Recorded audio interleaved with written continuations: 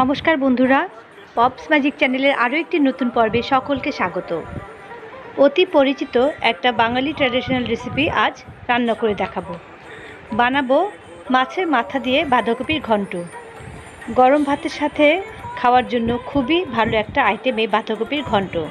সেটা নিরামিষভাবেই হোক অথবা আমিষভাবেই হোক, বিভিন্ন ঘরোয়া অনুষ্ঠানে আমরা এই আইটেমটা করে থাকি। চলুন শুরু করছি আজকের রেসিপি ভালো লাগলে লাইক এবং কমেন্ট করে আমাকে জানাবেন এবং চ্যানেলটি সাবস্ক্রাইব করে আমার পাশে থাকবেন। এখানে একটা বাঁধাকপিকে আমি ভালো করে ধুয়ে ঝিরিঝিরি করে কেটে নিয়েছি। এবার বাঁধাকপিটাকে একটু ভাপিয়ে নেব। এর জন্য কড়াইতে বাঁধাকপি দিয়ে দিলাম, সামান্য জল দিলাম। এবার ঢাকা দিয়ে মিডিয়াম ফ্লেমে 5-7 মিনিট রাখবো। ঢাকনা তুলে নিলাম। বাঁধাকপি সেদ্ধ হয়ে গেছে। এখন এটাকে আমি জল ঝরিয়ে নেব। গ্যাসে কড়াই বসিয়ে কিছুটা সর্ষের তেল আমি গরম করে নিচ্ছি। আপনারা চাইলে সাদা তেলেও রান্নাটা করতে পারেন। আর এখানে কিছু আমি কাতলা মাছের মাথা নিয়েছি। মাথাগুলোকে নুন হলুদ মাখিয়ে 10 মিনিট রেখে দিয়েছিলাম। তেল গরম হয়ে গেছে। মাছের মাথাগুলো আমি আস্তে আস্তে দিয়ে দিলাম। এ সময় গ্যাসের ফ্লেম মিডিয়াম টু হাইতে রাখবো। মাছের মাথাগুলো ভালো মতো উল্টে পাল্টে নাড়াচাড়া করে আমি একটু লাল করে ভেজে নেব, তবে খুব বেশি কড়া করে কিন্তু ভাজবো না। ভালো করে মাছের মাথা ভাজা হয়ে গেছে। এখন এগুলোকে আমি তুলে নিচ্ছি। ওই তেলেই আমি এখন আলু ভেজে নেব। কিছু আলু আমি এরকম করে ডুমো ডুমো করে কেটে রেখেছিলাম, সেটা দিয়ে দিলাম। দিচ্ছি নুন এবং হলুদ।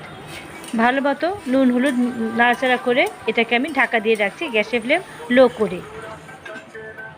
এদিকে আলুটা ভাজা হোক, ওদিকে আমি একটা মশলা করে নিচ্ছি। এই জন্য একটা বলে নিয়ে নিলাম 1 চা চামচ জিরের গুঁড়ো, 1 চা চামচ ধনের গুঁড়ো, 1/2 চামচের একটু বেশি শুকনো লাল লঙ্কার গুঁড়ো, 1/2 চামচের একটু বেশি আদা বাটা, 1/2 চা চামচ হলুদের গুঁড়ো আর স্বাদ মতো নুন। এবার অল্প জল দিয়ে ভালোভাবে মশলাটা গুলে আমি একটা পেস্ট বানিয়ে রাখছি। প্রায় 4-5 মিনিট পর আমি ঢাকনা তুলে নিলাম। আলুগুলো সুন্দর নরম হয়ে গেছে এবং হালকা লাল করে ভাজা হয়ে গেছে। এখন আলুগুলো আমি তুলে নিচ্ছি। ওই তেলে দিয়ে দিচ্ছি 2টো তেজপাতা আর 1/2 চা চামচ সাদা জিরে ফোড়ন। কয়েক সেকেন্ড এটাকে একটু ভাজা করে নিচ্ছি। এখন যে মশলাটা আমি গুলে রেখেছিলাম সেটা দিয়ে দিচ্ছি।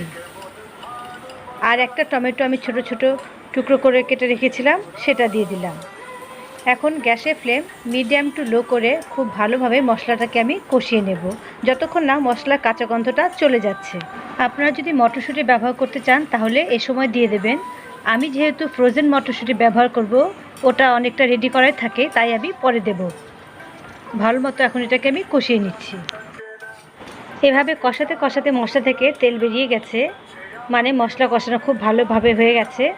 এখন দিয়ে দিচ্ছি সেদ্ধ করে রাখা বাঁধাকপি। সেই সাথে দিয়ে দিচ্ছি কিছু মটরশুঁটি আর কয়েকটা কাঁচা লঙ্কা চেরা। ভালো করে এখন বাঁধাকপির সাথে মশলাটা আমি মিশিয়ে দিচ্ছি। অনেকেই কাঁচা বাঁধাকপি রান্না করেন, তবে আমার মনে হয় যে বাঁধাকপি সবসময় একটু ভাপিয়ে নিয়ে রান্না করা ভালো, কারণ এখন সবজিতে প্রচুর পরিমাণে সার দেওয়া হয় আর ভাপ দিয়ে নেওয়াটা শরীরের জন্য ভালো। অনেকেই আছেন যাদের বাঁধাকপি খেলে গ্যাস হয়, তারাও এভাবে ভাপ দিয়ে রান্না করে খেতে পারেন। প্রায় 5 মিনিট আমি বাঁধাকপিটাকে ভালো মতো মশলার সাথে কষিয়ে নিয়েছি। গ্যাসের ফ্লেম এই সময় আমি মিডিয়াম রেখেছিলাম। এখন দিয়ে দিচ্ছি সেই ভেজে রাখা আলু এবং মাছের মাথা।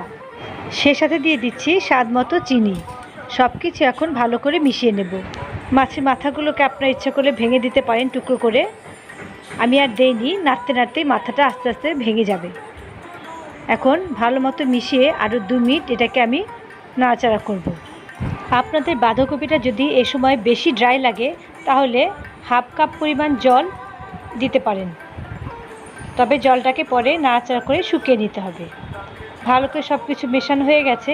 আমি এখন এটাকে ঢাকা দিয়ে 5 মিনিট রেখে দেব এবং গ্যাসের ফ্লেম এ সময় আমি লোতে রাখবো। 5 মিনিট পর ঢাকনাটা আমি তুলে নিলাম। সব কিছু আবার ভালোভাবে মিশিয়ে দিচ্ছি।